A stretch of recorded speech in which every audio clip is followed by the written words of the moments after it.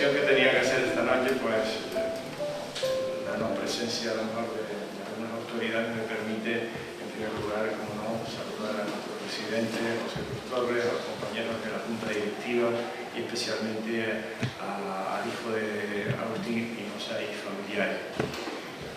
Me es grato estar aquí esta noche por dos razones. Por un lado, celebrar la conclusión del año espinosiano, que hace exactamente un año ha emprendido el Instituto de Estudios Hispánicos conjuntamente con la tertulia de los lunes del Corralejo, y también por la persona que va a impartir la conferencia. Es evidente que el Instituto de Estudios Hispánicos, precisamente con la tertulia de los lunes, han demostrado que no ha habido institución pública ni privada en la isla que mejor haya ofertado de alguna manera la celebración del 80 aniversario de la muerte de Agustín Espinosa, por la valía que tiene este escritor y por lo que representa en las letras a nivel canario y también a nivel nacional. En este punto me gustaría también resaltar, como no, y aquí hay un espacio vacío, y reconocer la labor impresionante que ha desarrollado Margarita Rodríguez Espinosa para celebrar con su empeño y su dedicación estas jornadas. Pues han sido varios los eventos que se han celebrado, desde exposiciones, representaciones teatrales y fundamentalmente ponencias y conferencias de una calidad notable. Ella, como saben algunos de ustedes, amigos suyos, se encuentra convaleciente de una enfermedad. Esperamos que se restablezca bien pronto para que seguir contando con su aportación inestimable. Y me manda unas letras para que yo se las dirija a usted. Dice así: buenas tardes, bienvenidos a este acto con el que acabamos 2019, año Agustín Espinosa. Aunque el ciclo lo cerraremos el 28 de enero próximo, aniversario del fallecimiento del escritor y día en que se cumple un año del inicio de este proyecto. Con la conferencia de esta tarde cerramos otro círculo. Comenzamos inaugurando en el Museo de Arte Contemporáneo Eduardo Westerdahl una exposición de libros de Espinosa con una charla en torno a sus escritos sobre arte y lectura de algunos fragmentos suyos. Terminamos con la conferencia de hoy, que es una conferencia sobre una conferencia. Media hora jugando a los dados, conferencia leída por su autor en el Círculo Mercantil de Las Palmas el día 20 de abril de 1993, como contribución a la vida, signo y obra del pintor José Jorge Orama. En palabras de José Miguel Pérez Corrales, media hora jugando a los dados es, y creo que lo será hasta el fin de los tiempos, dice el reputado investigador, la conferencia más extraordinaria que se ha dado nunca en Canarias. El género, dice Corrales, alcanzó aquí unas cotas imposibles de igualar y todo ella en media hora. En segundo lugar, el motivo por el que siento especial satisfacción es al conferenciante que va a dar la conferencia sobre una conferencia, vale la redundancia, y el conferenciante es nuestro estimado amigo Celestino Celso Hernández Sánchez. Bueno, él me mandó un currículum por correo electrónico, y menos mal que me di cuenta a tiempo y pude parar en la página 5 porque tenía 13 fotos, entonces yo trataré, para no pasarme demasiado, de hacer una breve semblanza. Nace en La Palma y se traslada ya de jovencito a la isla de Tenerife.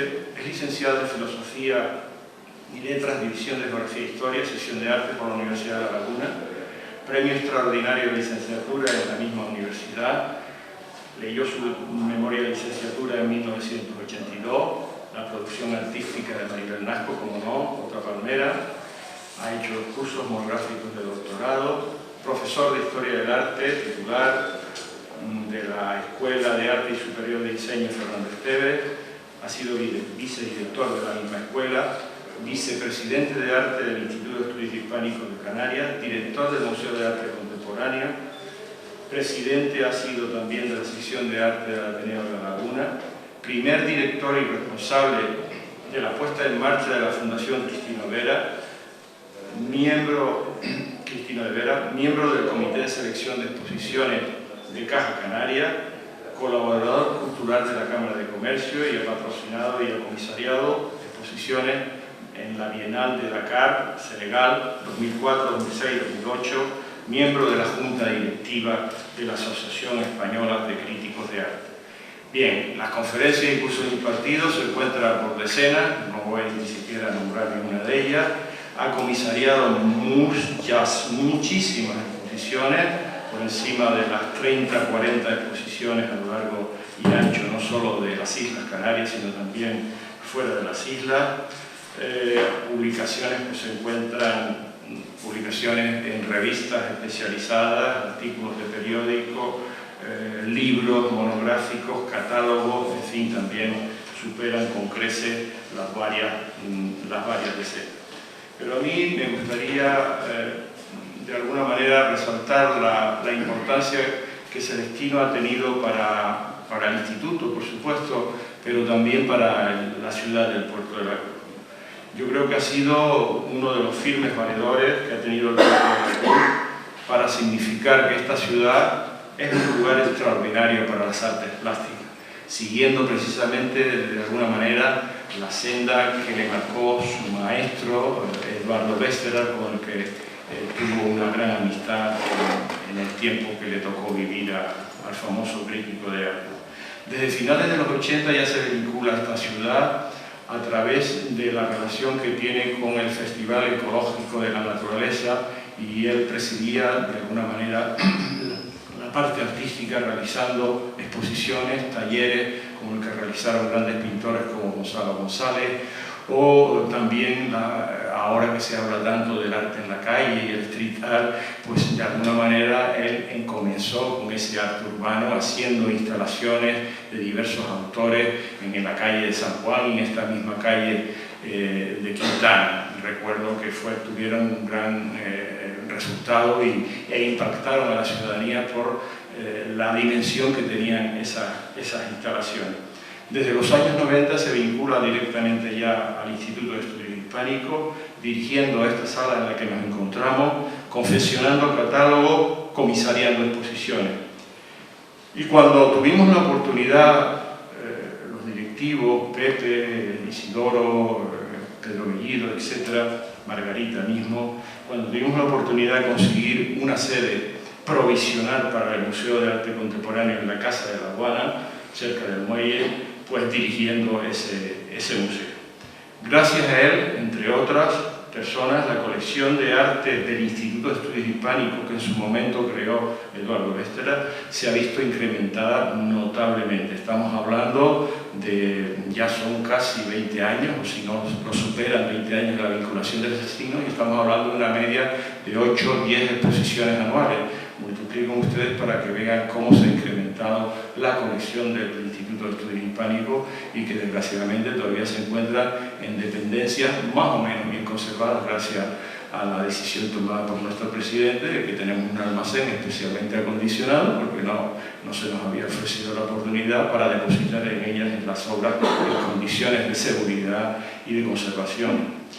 Bien, además de la consecuente con las exposiciones que se han realizado aquí en esta sala y la donación u obligación del artista de ceder una obra para la colección, pues también ha ejercido una meritoria labor por sus relaciones con el mundo artístico, especialmente con los artistas de toda Canarias, para conseguir que el museo cuente hoy con una decena aproximadamente de obras de gran importancia, de gran valía artística, y que me gustaría destacar una gran escultura de María Belén Morales y últimamente y recientemente precisamente una de las obras muy interesantes, muy importantes de Cristino de Vera. Solo deseo, amigo Celestino, que nos siga el ejemplo de Eduardo Besterar, que una vez abierto al Museo de Arte Contemporáneo el año 1953 y su cierre definitivo en el año 1964, pues tiró la toalla por la inoperancia de las autoridades en ese momento, fundamentalmente locales, y que tú, en cambio, puedas seguir impulsando este proyecto, ayudando al instituto a que consiga ese deseado objetivo. Yo creo que para el 2020 precisamente se abren ciertas esperanzas, se clarifica el panorama y por lo tanto, Celestino, muchas gracias sobre todo por tu amistad y por tu colaboración con este Instituto de Estudios Hispánicos. Gracias.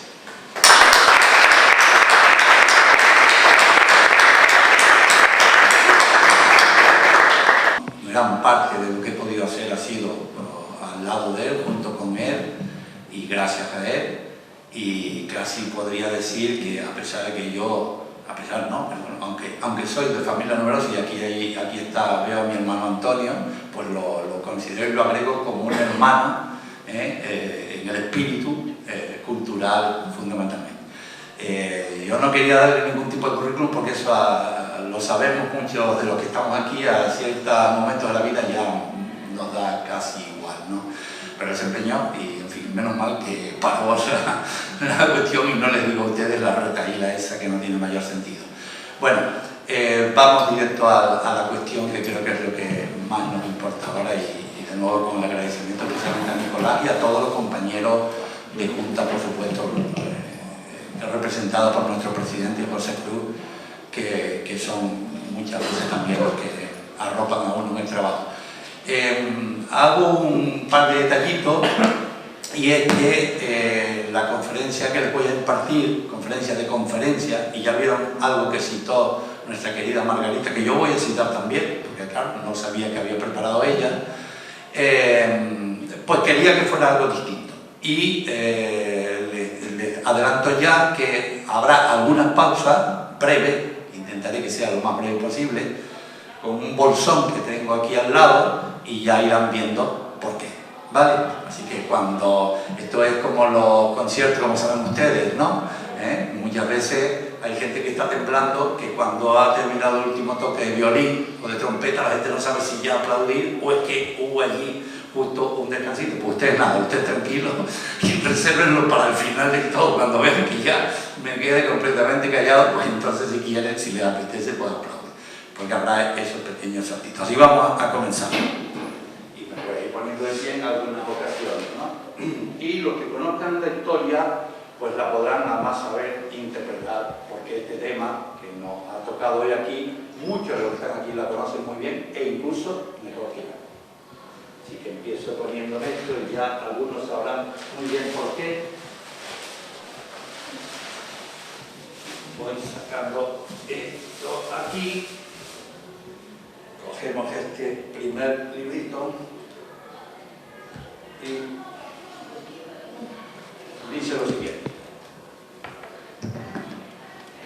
Quienes hayan llegado esta tarde hasta aquí en busca de realidades objetivas, de erudición catedrática, de palabras oficiales, de crítica de arte a la manera de un Juan de la Encina o de un Camilo Mocler, han perdido lastimosamente su tiempo. Un cine o un café, un banco de paseo público o una butaca de su propia casa particular hubieran sido basamentos más ajustados a sus posaderas de personajes terrenales. Esto es de don Agustín. Su hijo, que es una satisfacción enorme que esté aquí con nosotros, lo refrenda. Segundo párrafo. Y además me acaba de confesar que a los 9 años la pudo leer, que no era nada fácil por todo lo que sabemos ya, que se retiró toda la obra de don Agustín. Bueno, hacemos lo primero, con el respeto de él, dejamos aquí el sombrerito.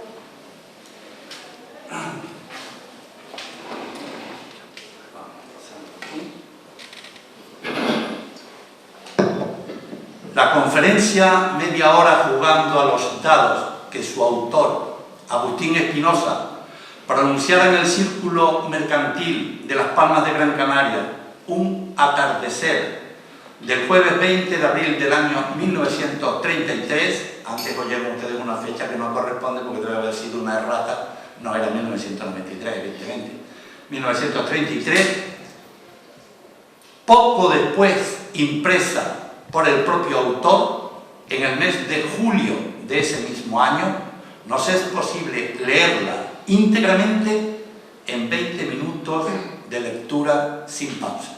Esto lo he comprobado, ¿no?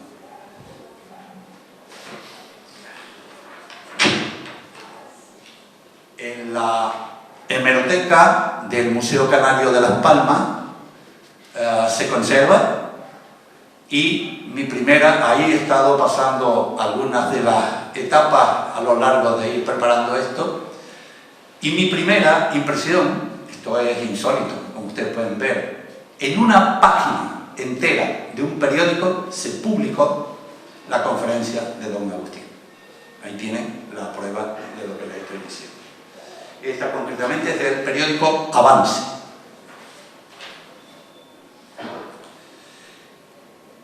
El motivo de la misma es bien conocido. Una exposición del pintor Jorge Oramas, la primera de las dos únicas exposiciones individuales que pudo realizar en su corta existencia. Agustín Espinosa se propuso su aportación crítica y literaria, esto lo verán ahora en pantalla, como contribución, esto es literal, a la vida, signo y obra del pintor José Jorge Oramas, ampliándonos además la intención que tuvo con su conferencia. Dice don Agustín: entonces fue cuando nació en mí la utopía de una conferencia que hiciera concurrir, aunque fuera por unos momentos, la curiosidad popular en torno al caso José Jorge Oramas. Fíjense cómo lo denomina, ¿no? En términos periodísticos. Estas afirmaciones de Espinosa las hemos extraído de la explicatoria nota. Con don Agustín pasan un montón de cosas interesantísimas porque era un hombre muy versado y muy culto, ¿no? Lo redacta así, no nota explicatoria, sino explicatoria nota, en palabras textuales del propio escritor, que éste redactara e incluyera en el texto que de ella se editó. Así nos lo indica Eugenio Padorno en el prólogo de la edición de Crimen, que es este primer librito que yo acabo de consultar. Este fue editado por Eugenio Padorno. Crimen, media hora jugando a los dados, editado por Libros del Innombrable en Zaragoza, el año 1999, como número 13, precisamente ese número, de la biblioteca Golpe de Dados. Nombre de colección difícilmente superable, en la que mejor se pudiera incluir el texto de Agustín Espinosa. Nos recuerda Eugenio Padorno que la disertación tuvo divulgación impresa aquel mismo año. Es un folleto que no alcanza las 30 páginas. En la portada, el título de la publicación y el nombre del autor carecen de mayúscula, y entre ambos elementos hay un dibujo que representa un cubilete, un par de dados sobre un tablero del juego de damas. He tenido oportunidad de coger en mis manos esta publicación de Agustín Espinosa en ediciones posteriores y también un ejemplar de la primera edición, que amablemente nos ha cedido un apasionado coleccionista de obras y documentos de arte, el amigo Álvaro, aquí presente. Y esto es pues bastante emocionante. La portada ya la he nombrado, porque aquí tenemos un ejemplar original, pero con una particularidad, porque en una conversación con el amigo Álvaro, pues resulta que me hace saber que no solo lo tiene, sino que además está firmado, dedicado y firmado por don Agustín Espinosa. Y creo leer que dice: a Jorge Cuervo González, joven erudito canario, con la estimación de su amigo y paisano Agustín Espinosa, Las Palmas, 1938. Muchas gracias, Álvaro, porque esto es una gozada poderlo ver y tocar. Tuve curiosidad no solo por la edición en sí misma, y por su contenido, desde luego, sino también por la portada de la publicación, dato que no suele ser habitualmente citado. Por suerte, una compañera de junta, que ya se ha nombrado y yo volveré a nombrar, del Instituto de Estudios Hispánicos de Canarias, a nuestro requerimiento, nos facilitó la autoría de la portada de Media Hora jugando a los dados, que corresponde a este señor, a Felo Monzón. Yo lo sospechaba y efectivamente era así, pero no suele ser citado y me parece justo porque se cita siempre del libro de crimen que la portada de Oscar, pero no se suele decir de este, y es de don Felo Monzón, destacado artista muy vinculado a la escuela Luján Pérez, que incluso dirigió, compañero y amigo de Jorge Orama, a quien, como decimos, y a su obra iba dirigida la conferencia. Hago otro pequeño taloncito y se me ha ocurrido traer el tablero de ramas, por aquí, traer los dados,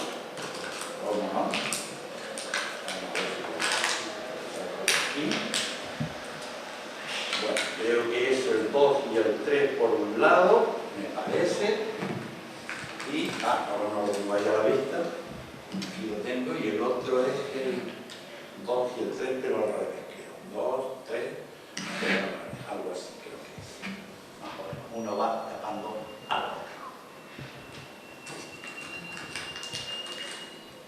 Y el ruido, perdón.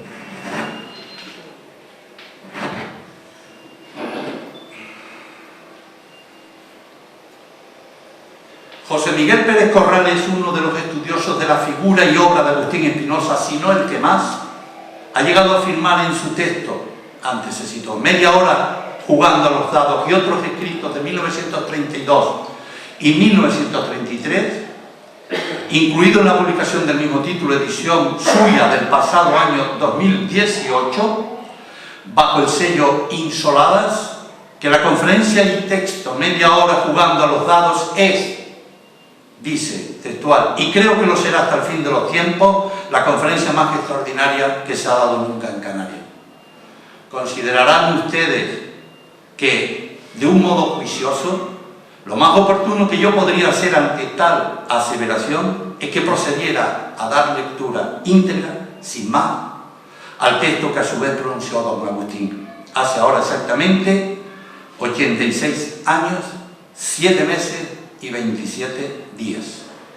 Deberán disculpar, pues, mi atrevimiento a que realice una lectura de un texto propio, si acaso con el argumento a mi favor de que la lectura del inigualable texto de don Agustín Espinosa la podrán llevar a cabo ustedes en cualquier momento, en múltiples lugares, incluyendo aquellos más agradables y cómodos que este de una sala de conferencia en donde ahora nos encontramos. Así pues, una de las madrugadas en la que me desvelé, como me sucedió también en algunas otras madrugadas, desde que la sobrina de don Agustín, Margarita Rodríguez Espinosa, me invitara a participar en las actividades para la celebración del 80 aniversario del fallecimiento de su tío Agustín Espinosa, creí haber encontrado el modo adecuado de atender dicho encargo. Y ahora volvemos a otro de los libros. Y aquí, esta es la edición que corrió a cargo de Luis Alemani, del que extraigo lo siguiente porque me resultó curioso el encargo que yo recibí de Margarita y el que dice Luis Alemani que él también recibió. Les leo un par de frases de Luis Alemani. Más de 20 años después, cuando recibí este encargo, gratificador pero inquietante, de escribir una biografía de Agustín Espinosa, me empeñé en agotar toda su larga bibliografía antes dispersa. Y un poco más adelante dice Luis Alemán de Agustín Espinosa, de tal forma que la cronología de sus estudios, que aquí se incluye, debe considerarse tan solo como una referencia aproximativa, dadas las múltiples contradicciones en las que sus diversos biógrafos han incurrido y que resultan muy difíciles de cotejar. Esto se lo comenté el otro día a un amigo de Los Realejos, que está aquí presente también, varios amigos de la Peña el Lunes de Los Realejos, y se me ocurrió que podía ser un buen reto porque yo también lo pude comprobar. Parece increíble que siendo un personaje tan conocido y sin embargo se encuentran continuamente equívocos, confusiones y demás. Lo pude comprobar además, habrán visto que estos días en la prensa se publicaron algunas páginas de cada él, pues las miré detenidamente y había contradicciones en ellas. Entre otras, por cierto, en el nombre de los hijos de don Agustín, confundiendo al mayor con el menor y demás. Léanlas para que vean. Claro, cuando uno está metido en esto ya se le vuelve casi obsesivo, ¿no? Sin embargo, cuando logré pasar del estado de somnolencia con el que me había desvelado a tener la certeza de que amanecía un nuevo día, pude entender que en realidad había estado sumido en varias ideas que flotaban como parte de los distintos sueños en los que, como sabemos, nos vemos sumidos a lo largo de la noche. Pese a todo, y tratándose de contribuir a la memoria del más destacado autor de narrativa surrealista en estas islas de Canarias, incluso en las letras del surrealismo español, como lo fue Agustín Espinosa García, opté finalmente por no desaprovechar aquellas ideas que surgieron entre el estar dormitando y empezar a estar despierto.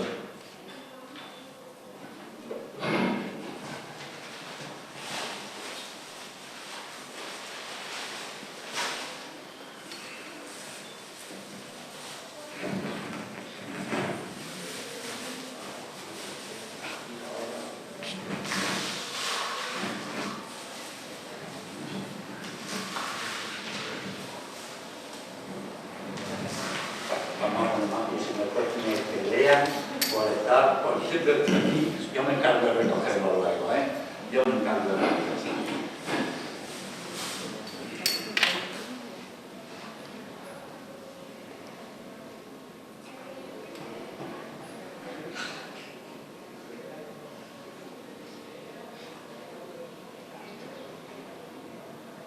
Lo traigo marcadito para que vayamos rápido. Muchas horas hemos pasado nosotros jugando a los dados con Agustín Espinosa. Y es que este agitador de purísimas esencias realiza el estupendo milagro de ganar y hacer ganar a los demás a un mismo tiempo. Ahora consagraba yo estos minutos largos a jugar jubilosamente en el estadio de estas claras lecturas y en el estival escenario de esta playa de mis placeres. Me complacía en arrojar con fuerza los dados hacia el parque azulinamente tenso y alto, donde el tambor solar redoblaba sus agudos. Esto es de un gran amigo y admirador de don Agustín, Emeterio Gutiérrez Albero, y yo quise ir a la playa de San Marcos a recoger la arena y les he traído hoy aquí en la que él realizaba todo esto. Dedicado también a don Agustín, claro.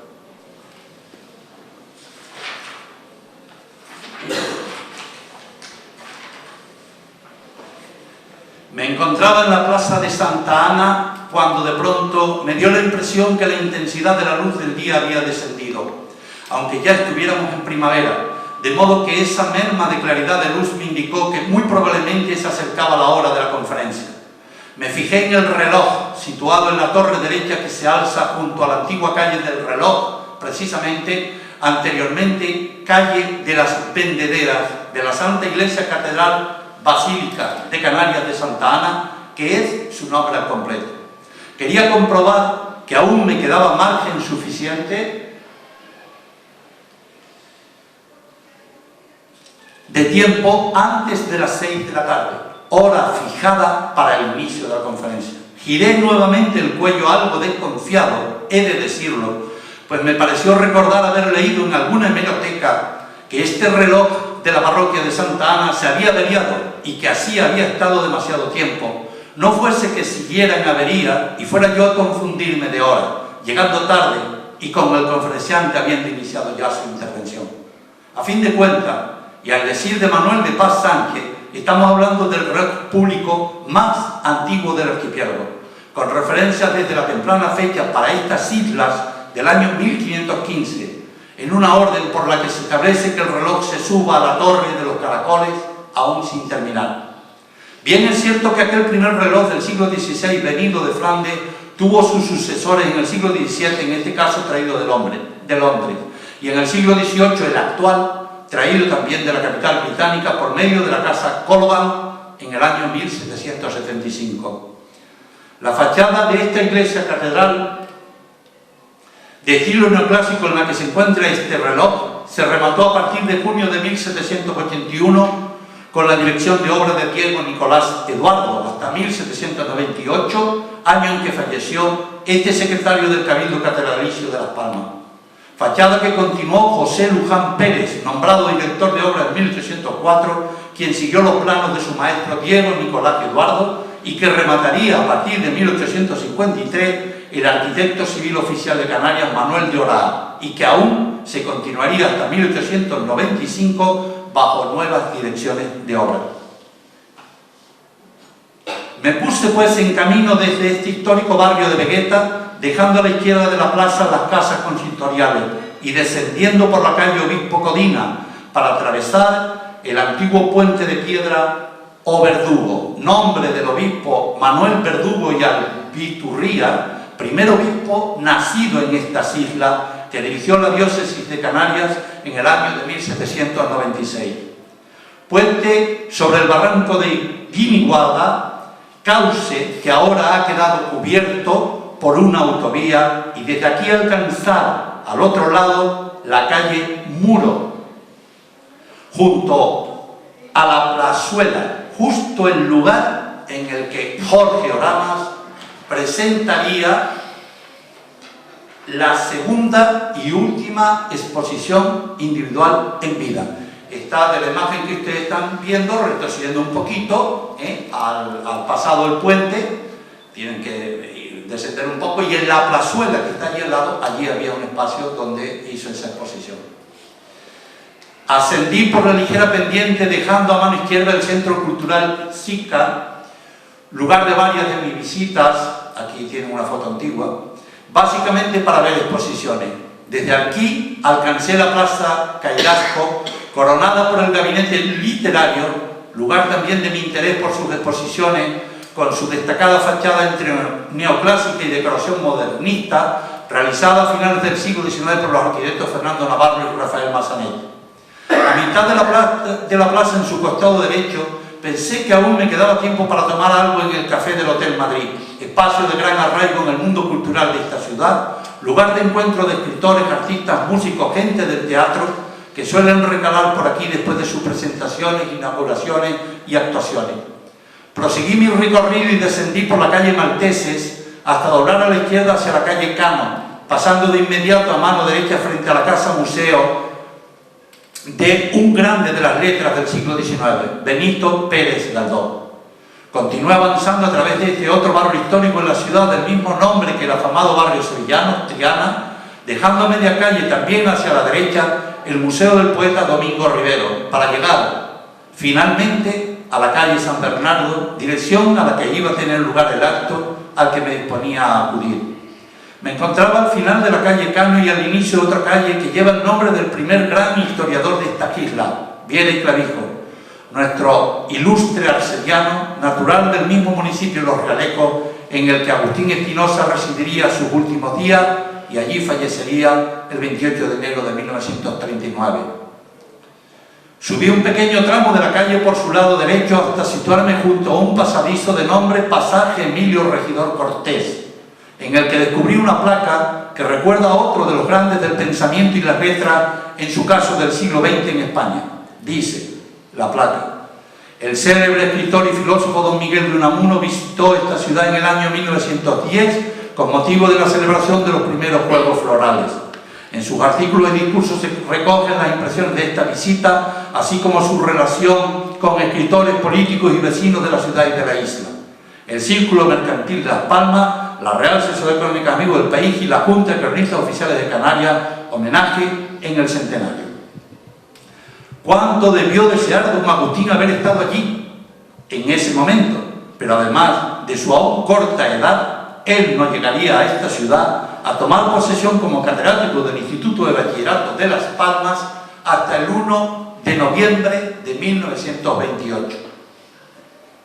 E incluso en este último año continuaría camino de la isla de Lanzarote, destinado como comisionado regio al recién creado Instituto de Arrecife, del que será su primer director, pronunciando el discurso inaugural el 28 de octubre de ese mismo año. En ese discurso, Espinosa glosó la figura literaria de José Clavijo y Fajardo, objeto de su tesis, que leyó en Madrid en el año 1924, y que formará parte de una de sus más destacadas creaciones literarias, Lancelot 28 grados 7, que publicó en otoño del siguiente año, 1929.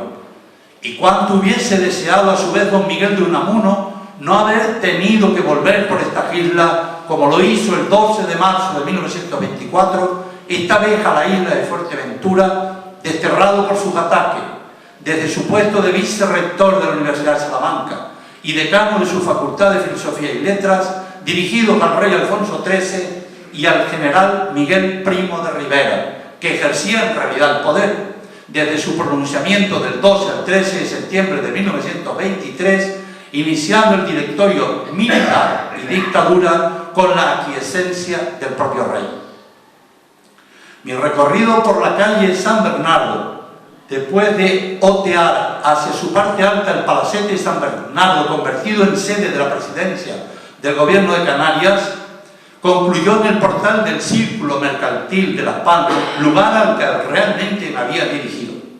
La fachada y el portal ante el que ahora me encontraba no me produjo precisamente una impresión satisfactoria, con un diseño de edificación nada destacado. Y por si algo faltaba, sobresalían más los escaparates de una muy conocida tienda de ropa que el propio letrero en el que se indicaba que allí tiene su sede el Círculo Mercantil. Al margen izquierdo del portal de acceso pude descubrir una nueva placa incrustada sobre la pared con la siguiente leyenda: en este lugar, que fue convento de la Concepción de San Bernardo desde el siglo XVI al siglo XIX, se estableció el Círculo Mercantil el 23 de junio de 1920, en el excelentísimo Ayuntamiento de Las Palmas, noviembre del 94. Como quiera que no me había entretenido en demasía en el trayecto hacia el Círculo Mercantil, aún tuve algo de tiempo antes de pasar al interior para hacer memoria y repasar distintos datos y momentos de la vida y trayectoria de un artista, de las visitas a su estudio, al depósito de obras, al domicilio de sus padres y al suyo propio, que yo había llevado a cabo en distintas ocasiones y fechas. Recordé que me había dicho que era el menor de dos hermanos que había nacido el 17 de noviembre de 1968 en la Clínica La Colina de la capital de la isla, que sus 2 primeros años de vida transcurrieron en el barrio de La Cuesta, trasladándose al municipio de Granadilla, en donde permaneció hasta los 7 años. Esta estancia de 5 años asegura que ha resultado decisiva en su vida, clave para él, en donde asegura que fue feliz como nunca. En este lugar del sur de la isla nos indica que pudo desarrollar la imaginación, además de lo que ya le venía agregado de un modo innato, jugando con la tierra, plantando e inventando mil cosas. Su primer acercamiento a los estudios se produjo en un kinder mientras residía en Granadilla. Cumplidos los 7 años, retorna a la capital, en donde continuará los estudios de primaria y de secundaria, en un colegio que quedaba al lado de su casa familiar, en el barrio de Ofra, antes conocido por Colegio del Rosario y ahora, según cree, Colegio de Enseñanza Infantil y Primaria Buenaventura Bonet, en la calle Cardenal Cisneros. El paso al bachillerato lo llevó a cabo en el Instituto de Enseñanza Secundaria Tomás Viriarte, en la calle Diego de Almagro, hasta que finalmente completaría sus estudios superiores en la Facultad de Bellas Artes de la Universidad de La Laguna, en la que obtuvo la licenciatura. Su entorno y pertenencia familiar era el que correspondía a una más de nuestras familias trabajadoras. La familia del artista se sustentaba con el trabajo del padre, dependiente en Almacenes González Blanco, cuando nuestro artista cumplió su primer y segundo año. Durante el tiempo que residió en Granadilla, hasta los 7 años de nuestro artista, ejerció como encargado de un comercio de ropa. De vuelta a la capital, el padre abrió su propio comercio de ropa en el barrio de la Salud, pero vino la crisis y se vio obligado a cerrar definitivamente en el año 1989, afectando de lleno a la familia durante algunos años que tuvo que soportar ciertas penurias. Esa nueva situación del padre, que pasó a inscribirse en el paro, tuvo la que podríamos ver como cierta compensación en el hijo, nuestro artista, al que se le concedió una beca con la que gracias a ella pudo afrontar los estudios superiores de Bellas Artes, pues pasó de beneficiarse de matrícula gratuita y 205 euros a recibir 1.202 euros, que él, dadas las fechas, lo recibía aún en las antiguas pesetas. El padre del artista completaría su vida laboral pasando a trabajar en almacenes El Kilo, en donde se jubiló. La madre de nuestro artista también completó una primera etapa laboral en almacenes El Siglo, trabajo que dejó cuando contrajo matrimonio para pasar a hacerse cargo de la casa y su familia. Han venido a mi memoria algunos hechos, entre otros muchos, que pude conocer e incluso compartir con el artista y que por su particular relevancia he considerado destacar. De una parte, la visita que realicé a casa de sus padres en la antigua carretera del Rosario, por debajo de la iglesia de San Agustín y cerca de la calle Abenama, en el barrio de Las Delicias, a cuenta de recoger algunas de sus obras para una exposición que yo organizaba. Se trataba de una vivienda de limitadas dimensiones en el bajo de un edificio de varias plantas. En la salita estaba su madre, sentada en una silla de ruedas prácticamente inmóvil, asistida por su pareja, padre del artista, que le facilitaba algo de alimento y medicación. Hicimos los saludos más con gestos que con palabras, dado el cuadro que teníamos en ese instante, y continuamos algo más al fondo. Aún con la limitación de espacio, el artista se las había ingeniado para realizar y tener allí sus pinturas. Puede que se le escapara, sin embargo, la maniobra para sacar las obras de la vivienda. No resultó nada fácil conseguirlo en la ocasión que yo intervine, optando finalmente el artista por hacerlo a través de una ventana trasera, pasándome él las obras desde dentro y recogiéndolas yo desde fuera. Muy surrealista, desde luego, acorde, por otra parte, con el perfil de nuestro artista e incluso con el contenido de sus pinturas. Solo nos faltó que alguien llamara a la policía al contemplar la maniobra desde otro edificio, porque había observado dos individuos sacando cuadros de una vivienda por una ventana, cosa nada común y por consiguiente sospechoso de que fuera un robo de obras de arte. Otra de las situaciones que se agolpó también en mi memoria fue la que se produjo en otra visita, esta vez a lo que parecía su taller, o al menos lugar de almacenamiento de sus obras. Llegué a la caída de la tarde empezando a oscurecer, por lo que no conseguí darme cuenta con precisión del lugar en el que me encontraba. Sí que recuerdo que era un edificio que parecía aún en construcción, sin terminar. Nada más acceder a lo que supongo que sería una vivienda, en realidad me encontré con un cúmulo de obras que el artista había ido depositando allí de forma aglomerada e incluso pareciera que precipitada. Luego supe el porqué de esa situación, asociada al motivo por el que yo había acudido allí. Un abogado amigo, tanto del artista como también mío propio, me había pedido el favor de que le hiciera un informe de valoración de todas las obras, pues nuestro artista se hallaba en curso de una denuncia contra el galerista, que había llevado su trabajo artístico hasta ese momento. Las desavenencias parecían claras, por lo que el motivo de aquella acumulación de obras se debía en buena parte a haber tenido que salir con las obras de modo más bien precipitado para trasladarlas desde la galería en donde se encontraban rumbo a un nuevo lugar en donde depositarlas. Tal operación había supuesto, entre otras cosas, deterioros de algunas piezas, particularmente esculturas que también hacía este artista, si bien pudiéramos considerarlas como proyecciones tridimensionales de algunas de sus pinturas y en concreto de algunas de las figuras que formaban parte de sus composiciones pictóricas.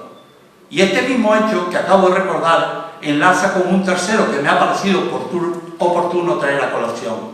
En el año 2003 nuestro artista realizó una pintura descomunal por sus dimensiones de 6 metros y 10 centímetros de largo por 1,80 metros de alto. Llegué a verla una vez terminada, suspendida por una soga colgando del techo de una nave industrial en la que estaba instalada una imprenta. Con ese motivo se editó un amplio catálogo de 120 páginas que sin embargo no tuvo cabida para 2 de ellas, que con posterioridad, sin embargo, imprimió y añadió a mano el propio artista en cada uno de los catálogos. Por ser escrito por el artista y por los comentarios y sobre todo razones que en aquellas 2 páginas volcó, reproduzco algunos fragmentos. Este texto comienza del siguiente modo. Hacia el año 2002, año de este siglo XXI que nos ha tocado vivir, celebran un grupo de súbditos de Luis XIV, rey de Francia, un gran banquete en el templo de la ciudad de Dexnok, en una provincia de la India llamada Rajasthan. En este fragmento deja ya fijado el artista el título de su obra, Banquete en el templo de la ciudad de Dexnok, realizada en óleo sobre tabla. Y también en ese fragmento vuelve a darse una situación surrealista, relacionada con nuestro artista y que hubiese sido del agrado de don Agustín Espinosa. Pues bien conocido es que el gran rey Luis XIV, también conocido como el rey Sol y Luis el Grande, fue rey de Francia desde 1643 hasta su fallecimiento en el año 1715, mientras nuestro artista lo ha trasladado en su relato hasta este siglo XXI en el que nos encontramos nosotros ahora. Siguiendo con el relato de nuestro artista, escribe en el 4º párrafo de su catálogo: otros, ignorando lo que sucedía a su alrededor, brindaban alegremente, incluso sin darse cuenta de lo más importante en aquel momento. Yo estaba llorando, y ellos a lo suyo. Recordé que de esos me he tocado yo ya con algunos. Poco más adelante vuelve a escribir: maldito sea, ¿no veía que dentro del barco iba yo? En fin, siempre habrá gente sin vergüenza en este mundo. Y añade en otro párrafo posterior: entre tanto, yo seguía pensando que en realidad lo que me ahogaba de una manera más acuciante era la falta de suerte. No tenía ni un gramo de la preciada especia que hace que todo en la vida se haga más agradable. En la parte final del texto, nuestro artista acaba dándonos más pistas del contencioso en el que se había visto envuelto con su galerista. Por lo visto, debe ser alguien que pinta cuadros, el pobre, no le arriendo la ganancia. Yo conozco a uno que estuvo 10 años con un galerista que lo amargó y lo estafó, al pobre pintor, claro. Y encima se pone bien puesto con algunos conocidos que tienen en común. Y finaliza su relato nuestro artista mostrando su desesperanza y preguntándose sobre el modo de cómo salir de ella. Llegados a este punto me pregunto si sería bueno que de una vez por todas acabaran de hundir el barco, que aún sigue a flote y en el que yo me encuentro, para terminar ya con tanta desazón, o enfrentarme junto a mi amiga Soledad a ese menú que a ella y a mí nos ha tocado en suerte en este banquete de la vida, comerlo. No obstante, siempre habrá algún Judas que se equivoque de banquete pensando que es la última cena. Espero que siempre haya alguien al lado mío para hacerle ver que eso que hizo estuvo mal. No le faltaba ninguna razón a nuestro artista. Y por si fuera poco, aquí no acabarían sus penas, pues andando el tiempo, esta vez el que entendemos que era dueño del cuadro y de la nave industrial, a consecuencia de una serie de acontecimientos encadenados, de mal en peor, acabaría perdiendo la empresa y la nave, teniendo que desocupar a toda marcha lo que había en su interior, incluido el cuadro de 6 metros que había pintado nuestro artista. Viéndose el empresario caído en desgracia y acorralado por acreedores, necesitando disponer de dinero lo antes posible, si quería salvar algo de la debacle, planteó al artista que consiguiera un comprador dispuesto a pagar una buena suma por tal descomunal pintura, o bien se reservaba la opción de trocear los 6 metros del cuadro e irlo vendiendo en fragmentos reducidos, a precios más asequibles para más gente. Ya podemos imaginar cómo pudo caerle esta comunicación a nuestro artista, sobre todo la parte en la que se le dice que proceden a despedazar su cuadro en múltiples fragmentos. Guardamos en nuestra memoria la llamada que a su vez recibimos nosotros un día de mano del artista, con voz entrecortada y apenas audible, para comentarnos estos detalles y ver el modo en que entre unos y otros, incluyendo sus propios y menguados ahorros, se consiguiera evitar la condenación de su obra. Noches sin dormir nos llegó a firmar, espantando pesadillas en las que ya veía su cuadro troceado, y otras noches desvelado, buscando un posible coleccionista que, comprando su pintura íntegra, pudiera salvarla de tan despiadada condena. Desgarradora cadena de despropósitos y penalidades que me llevaron a recordar momentos similares de artistas no menos sujetos a desgracia y soledades.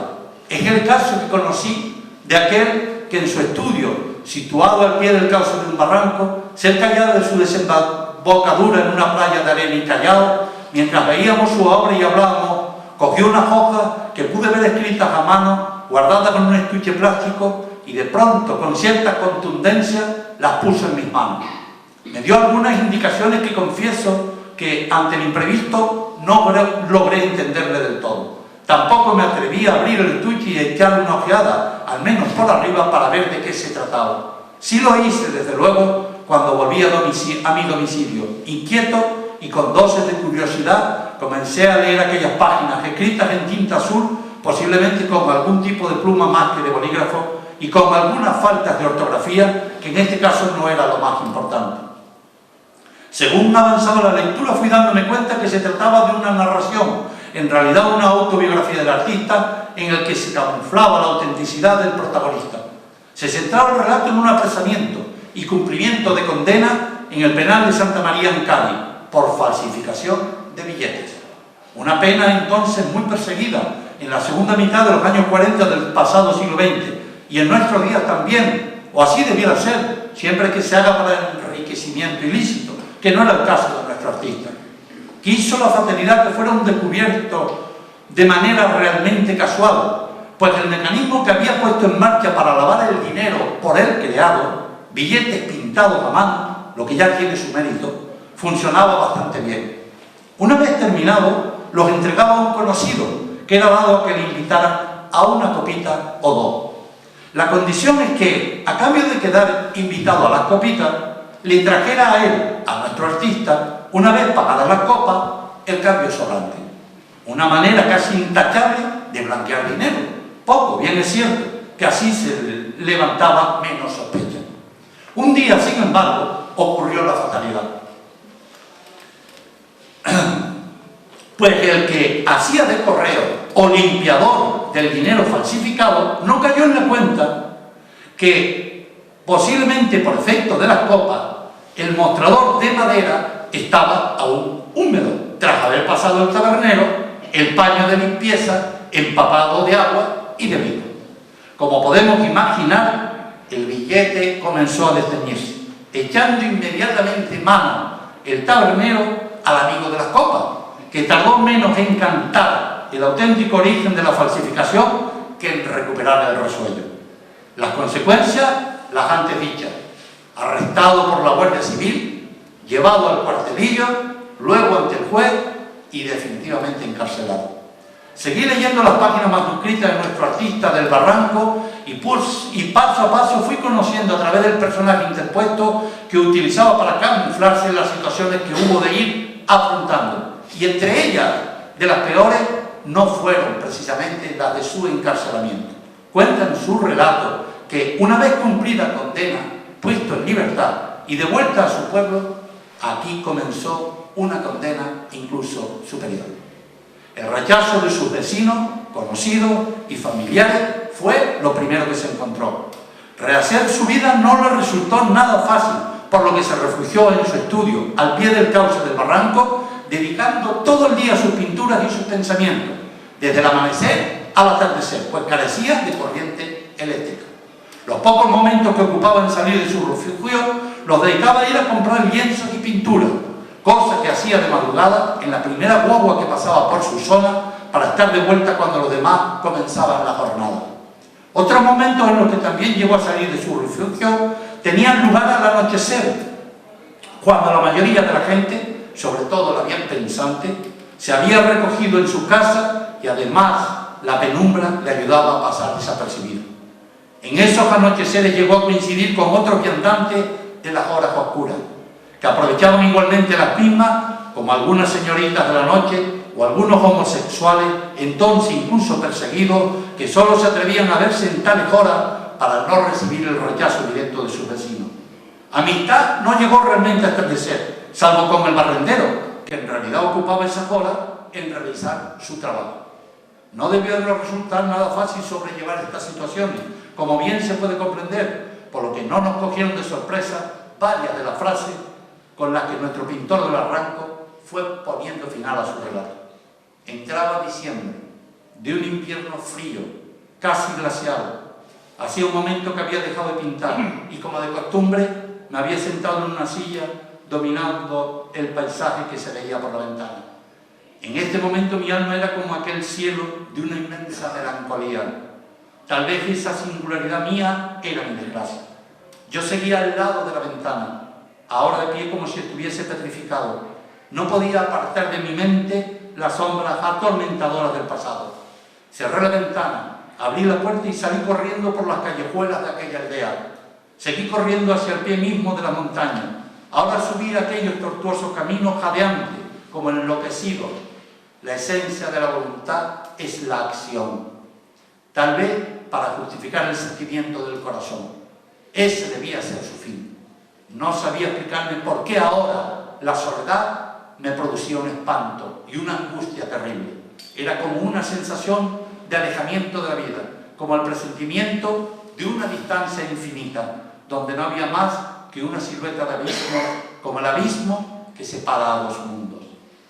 Estas angustias y espantos me devolvieron de sopetón al escenario de la conferencia, por cuyo motivo había yo acudido y a la que se debe a su vez el texto que para el caso vengo desgranando. Me remití a la consulta de algunas de las ediciones que por mi parte había conseguido reunir sobre la conferencia y texto editado con su prólogo de media hora jugando a los dados, y volví a la explicatoria nota ya referida al comienzo que nuestro escritor preparó para la edición de su conferencia, para recordar una vez más el motivo principal que fue el germen de su creación literaria, paralela a la creación plástica del pintor Jorge Orama. En esa nota o prólogo, Agustín Espinosa nos ofrece detalles de las circunstancias, ciertamente surrealistas, que se dieron en torno y a cuenta de su intervención en el círculo mercantil de Las Palmas.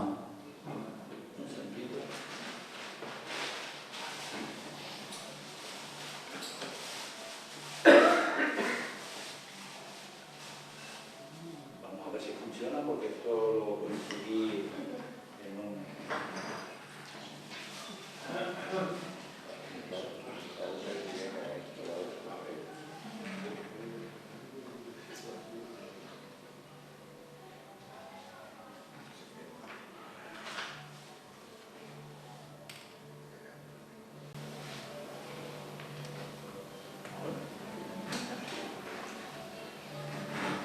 Se pone ahora así y ahora está encendidita.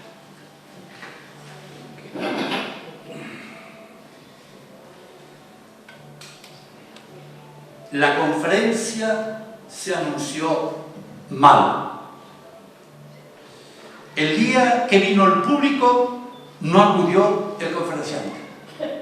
El día que acudió el conferenciante se olvidó de venir el público. El día que coincidieron ambos, el fluido eléctrico hizo novillos, imprevistamente. Y el que esto escribe, estamos hablando ahora de don Agustín, tuvo que hablar entre dos quinqués de petróleo que un diario local llamó tímidos velones, y que hubiera llamado mejor intimidantes, porque hacían daño a la vez a los ojos de todo el cuerpo en vilo y de toda alma en 900. Los periódicos del día siguiente, con la única obsesión de avance, este era un diario progresista, ya vieron que lo puse antes, silenciaron todo lo que en torno al nombre de José Jorge Orama, por boca de mi boca, sucedió el anochecer del día 20 de abril próximo pasado. Indagando para este trabajo por nuestra parte en búsqueda de documentación, encontramos casi por casualidad una pequeña nota, lo tienen en pantalla ahora mismo en la parte superior a la derecha de ustedes, en la página 5 del periódico Avance, de abril de 1933, en la que, bajo el título "Se aplaza la conferencia de Agustín Espinosa", se indica lo que sigue.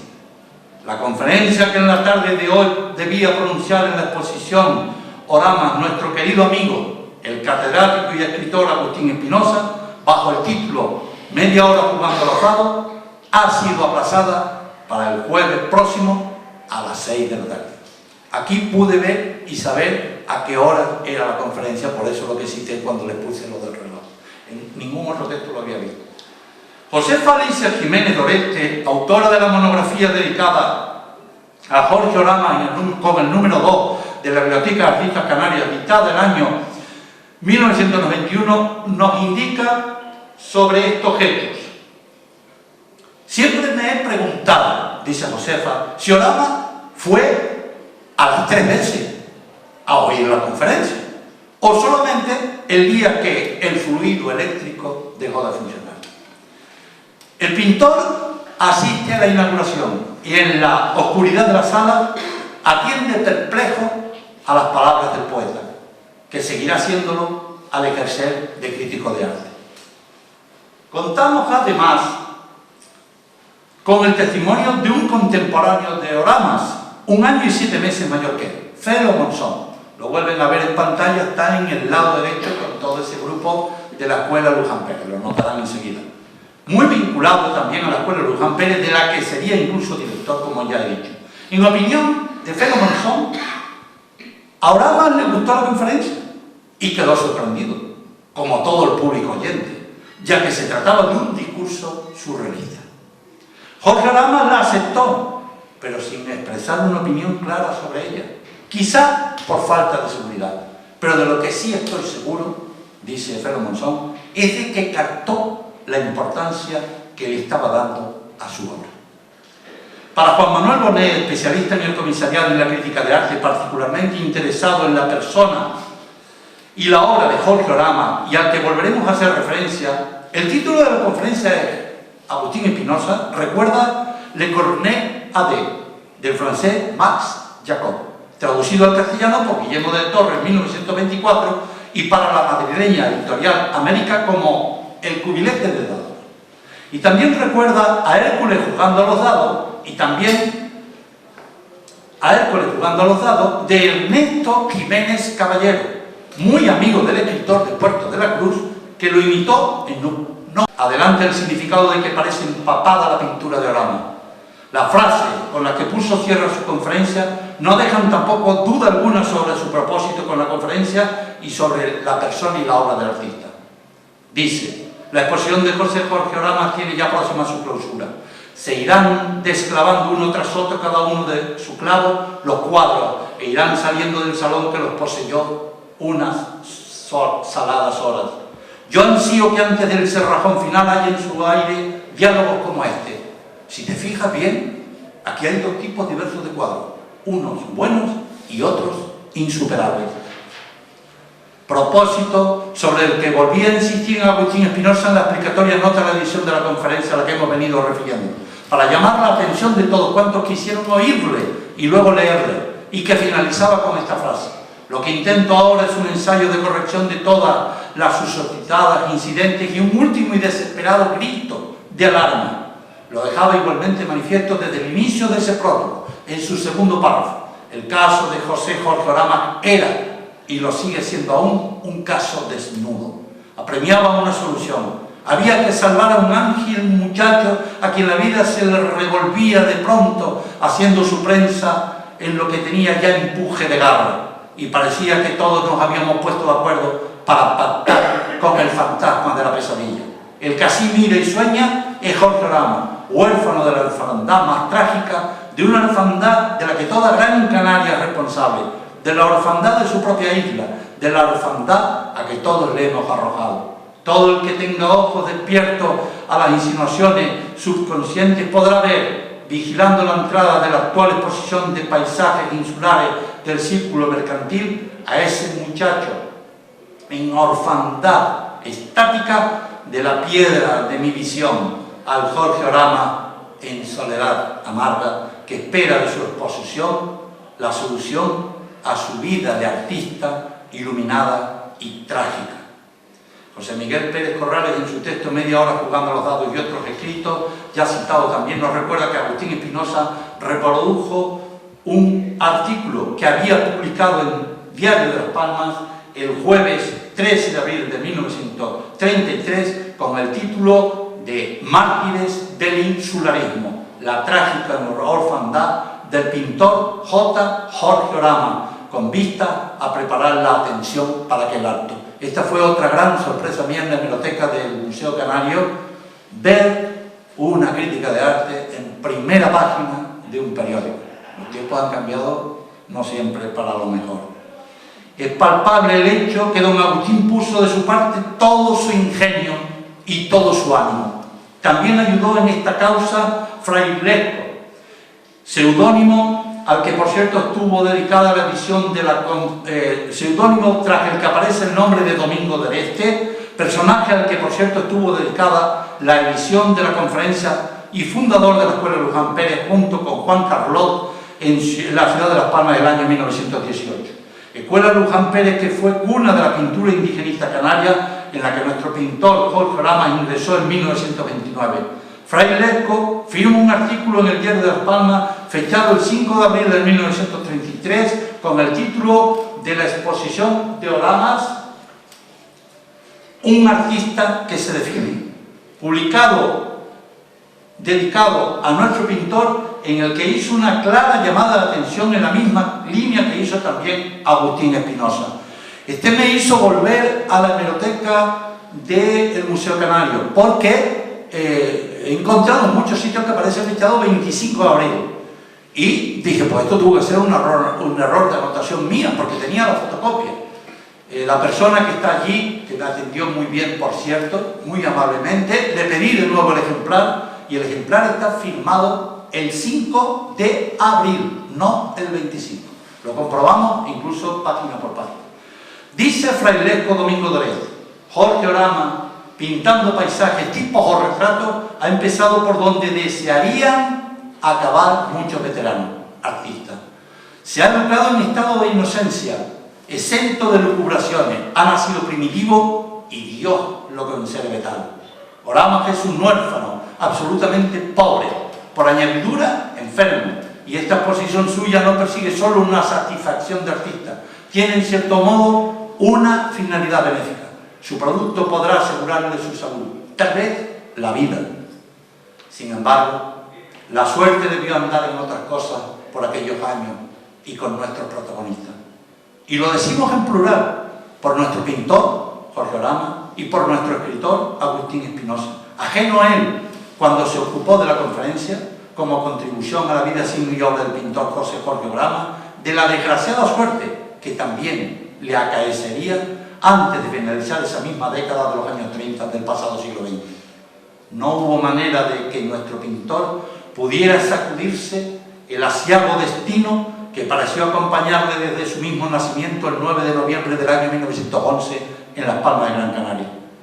Hasta el mismo lugar en el que vino a este mundo ha quedado sujeto a incertidumbre, fijándolo algunos erróneamente en una aldea próxima a Gran Tarajal, Fuerteventura, si bien es cierto que de esa isla procede casi toda su familia, como su abuelo, marinero de cabotaje entre las islas, que procedía de Cetil.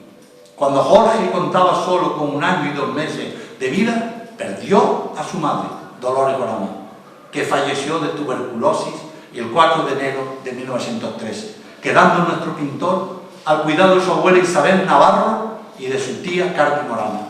Su abuela Isabel trabajaba para el doctor Rafael Osaznahan, que tendrá participación capital en los últimos momentos de nuestro pintor y que por su mano acudió a la Escuela Luján Pérez antes citada.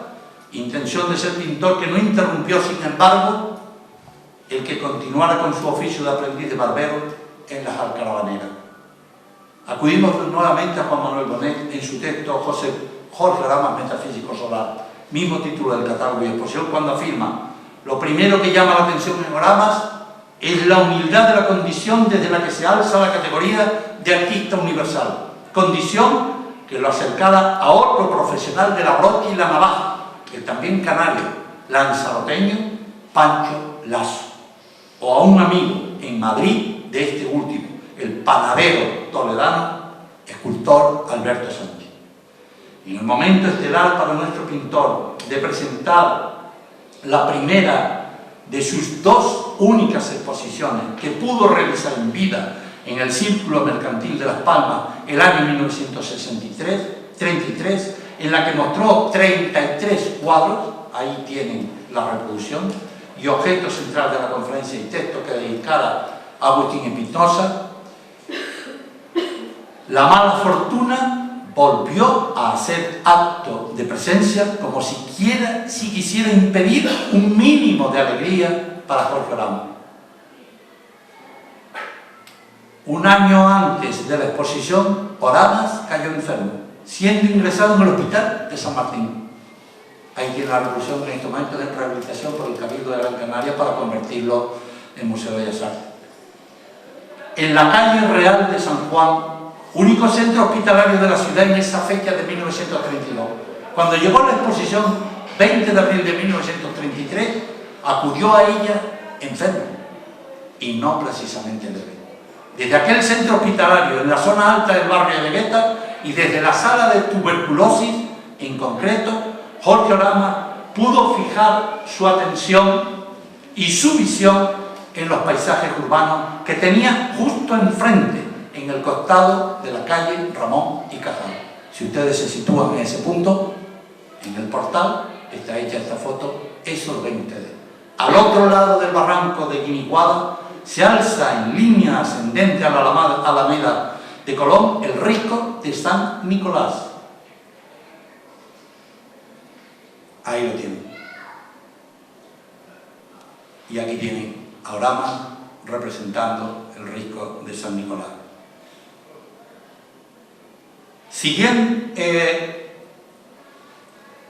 Siguiendo la calle de Ramón y Cajal a la calle de San Roque, el barrio del mismo nombre, el Risco de San Roque. Esta está sacada de abajo, desde el puente que ya les comenté antes, atravesando el puente que les comenté del barrio de Vegueta a Triana, y San Roque está arriba en todo lo alto, por encima de la torreta esa que ven ustedes. Y aquí San Roque por Jorge Orama. Y en dirección sur, por el Paseo de San José, el barrio igualmente de ese nombre. Quise añadirle, para la curiosidad de ustedes y mía también, que pudieran ver que alguien más se ocupó también de estos ricos, pero fíjense de una perspectiva muy diferente. Este es Néstor de la Torre. Y también quise que vieran ustedes alguna obra de sus compañeros de los mismos años. Santiago Santana, de los mismos años 30, y Cirilo Suárez. Bien, siempre se ha dicho que las comparaciones son odiosas, y yo no pretendo aquí hacer comparaciones, Dios me libre. Pero andando el tiempo, aún más, porque la frescura que muestra la pintura de Jorge Orama, pues creo que se puede detectar claramente al hacer un repaso entre unos momentos y otros. Las obras son de las mismas fechas. Por cierto, las obras están tomadas, y recomiendo, las casualidades de la vida, una exposición que se dedica en este momento a la Escuela Luján Pérez, en la ciudad de Las Palmas, y estas obras en concreto están en la ermita, allí en Vegueta, en el espacio que tiene dedicado anexo al caño. Por las mismas fechas de la exposición de Oramas, abril de 1933, quisieron las casualidades, o tal vez no, que se pusiera la primera piedra del que iba a ser su último refugio en esta vida. Está, lo ven ustedes en pantalla, creo que en la parte superior, donde habla del hospital psiquiátrico. En efecto, nuevas pesquisas entre páginas de periódicos de aquellas fechas en la hemeroteca del Museo Canario de Las Palmas nos develaron que el sábado 15 de abril de 1933, y en el curso de las celebraciones del segundo aniversario de la República Española, así se cita, se celebró el acto de colocación de la primera piedra del nuevo hospital psiquiátrico en el sitio denominado ollas de Parrado en la carretera de Tafira a Marzagán, citado también textualmente. Y es que al año siguiente de la exposición, en el círculo mercantil, Jorge Oramas recayó en su enfermedad, por lo que nuevamente el doctor Rafael Osanahan decide llevarlo al centro psiquiátrico, asilo de alienado en Tafira, no porque ese fuera su padecer, que ya era mucho el que acumulaba, sino pensando su amigo doctor que en este centro se encontraría con un clima de aire fresco y seco más favorable para su dolencia. Estas circunstancias, esgrimidas por el doctor en favor de su paciente, Jorge Oramas, parecen estar refrendadas también por nuestro escritor, de quien se nos dice que él mismo, en el verano del año 1933, convaleciente, realizaría su veraneo en Tafira Alta, precisamente por motivos de salud. Volviendo a nuestro pintor, pese a los desvelos del doctor, tampoco resultaron remedios suficientes, y el día 12 de septiembre del año 1935, Jorge Oramas vio llegar el fin de su día, cuando le faltaba escasamente un mes y 28 días para cumplir tan solo 24 años. Menos de un año después de que acabara la dolorosa existencia de Jorge Oramas, comenzaría el calvario del que había sido su amigo y autor de la conferencia, con el que se inauguró su primera exposición, Agustín Espinosa. El 18 de julio del año 1936 tuvo lugar un pronunciamiento militar contra el gobierno de la Segunda República, dando origen a una cruenta guerra civil que duraría casi 3 años hasta el 1 de abril de 1939. Contienda que paralizó en su práctica totalidad las actividades de la Escuela Luján Pérez en Gran Canaria, ahí tienen una imagen, como también las actividades de los miembros de la Gaceta de Arte en Tenerife. Con ese fatídico alzamiento se torcería el destino de nuestro escritor, cayendo en desgracia ante los nuevos mandatarios, agotado, enfermo y suponemos que invadido de tristeza, desaliento e incomprensión, vería vencer sus días en su casa paterna en Los Realejos el 28 de enero de 1939, cuando aún no había acabado la guerra. Su expediente de depuración se vino a cerrar por haber fallecido el expedientado. Así se anotó a mano en el mes de la victoria del bando nacional. Es muy llamativo. Ahí tienen muestra documentos del expediente que se le abrió. No sé si se llegan a leer, pero se le encausaba básicamente por 3 cuestiones: la de ser izquierdista, la de haber sido el autor de su famosa obra Crimen y la de haber tenido participación en la película que tienen ustedes ahí.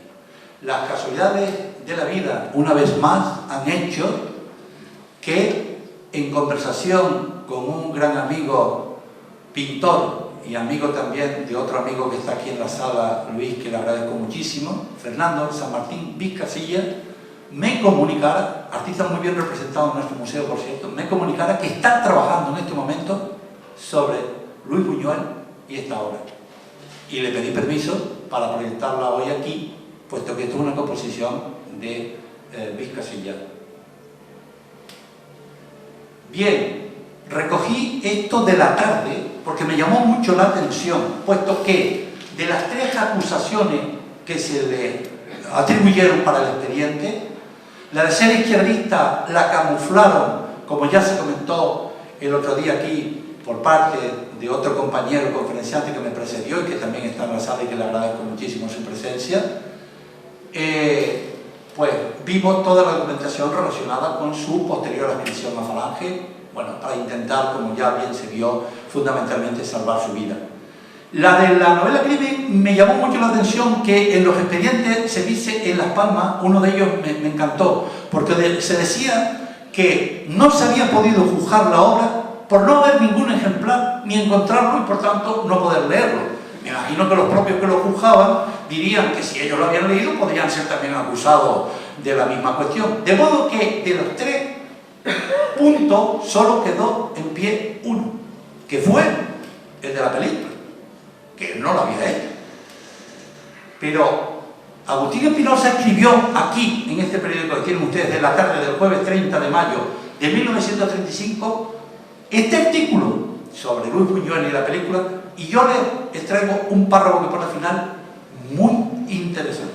Dice Agustín Espinosa en este texto: se han pronunciado con excesiva frecuencia las palabras pornográfico, libre, esto está entrecomillado, procaz, indecoroso, insolente, con relación a la edad de oro, ni con más ni con menos razón. Puedo decirlo aquí de paso, que a propósito de mi libro Crimen, olvidándose que análogos adjetivos habría que esgrimir desde ese visco punto de vista para calificar a Quevedo, a Boccaccio, creo que pone también a Cervantes, a Lautréamont y a otra serie de escritores que tienen ustedes ahí. Agustín Espinosa fallecía a temprana edad, además de por las circunstancias trágicas del momento, por un encharcamiento pulmonar, según nos indica una fuente consultada, también amigo aquí presente y que ya he nombrado de los relejos que tanto se han ocupado y preocupado. El registro de enfermos de la Clínica Camacho recoge en su primer apartado como fecha de ingreso 29 de noviembre de 1938. Nombre y apellido Agustín Espinosa García. Edad 41. Natural, Puerto de la Cruz. Nos asalta la impresión que el mismo Agustín Espinosa hubiese dado continuidad en su propia persona a la trágica orfandad con la que había hecho referencia a su amigo pintor Jorge Orama en aquel artículo de título Mártires del insularismo, la trágica orfandad del pintor Jorge Orama, publicado en el Diario de Las Palmas. A pesar de todo, es posible que Agustín Espinosa haya podido esbozar una sonrisa al fin desde donde quiera que se encuentre en la otra vida, cuando él haya llegado a su conocimiento que el Museo de Arte Contemporáneo más importante de España, el Museo Nacional Centro de Arte Reina Sofía de Madrid, presentó el 16 de enero del año 2003 una exposición individual protagonizada por la obra del pintor al que tanto había dedicado, Jorge Orama. Él, Agustín, que había hecho un llamamiento a la sociedad de Las Palmas y de Canarias para que fuese capaz de descubrir a uno de sus más grandes artistas. Habrá podido ver como Oramas es uno de los pocos de estas islas que puede esgrimir el haber protagonizado una exposición individual en el Reina Sofía, pese a su existencia tan breve de 23 años de vida y con una producción de obra que José Jiménez llegó a catalogar en 66 lienzos. Para concluir, y permítame el latinismo, tragicum orbitas ad non eternum, la orfandad a la que hacía alusión Agustín Espinosa en el ya destacado artículo y en el que incluía a nuestro pintor Jorge Orama entre los mártires del insularismo, esa orfandad, decimos, que parece incluso seguir vigente en estas tierras, igualmente, transcurrido más de medio siglo, aún siendo trágica, al menos no siempre es eterna. Muchas gracias.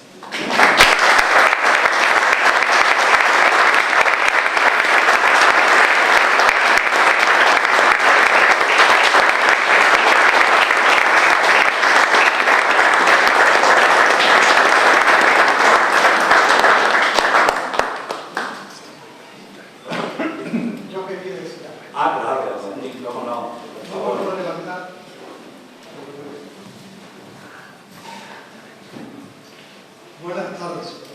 Me parece que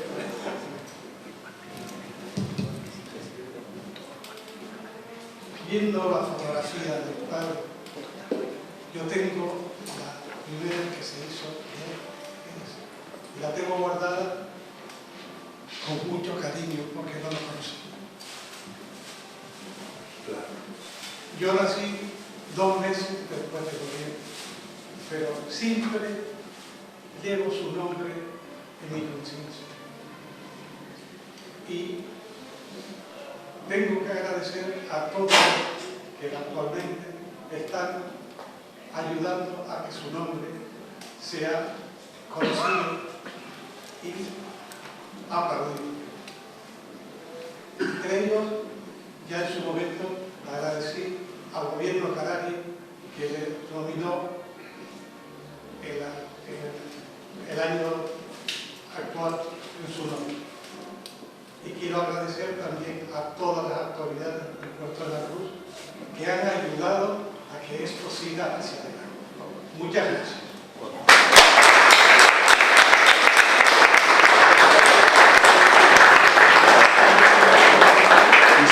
Quise poner esta foto para cerrar. Muchas gracias, don Agustín. Los realijeros la conocerán perfectamente, pero para los que no conozcan la zona, es Agustín Espinosa de joven, y al fondo se ven las playas de La Fajana y de Castro. La Bajada, perdón. Y de Castro. La fotografía de mi casa, de los normales donde nací yo y donde murió él. Es una pena que esté abandonada. Se refiere a esta foto, a ver si la puedo poner, don Agustín.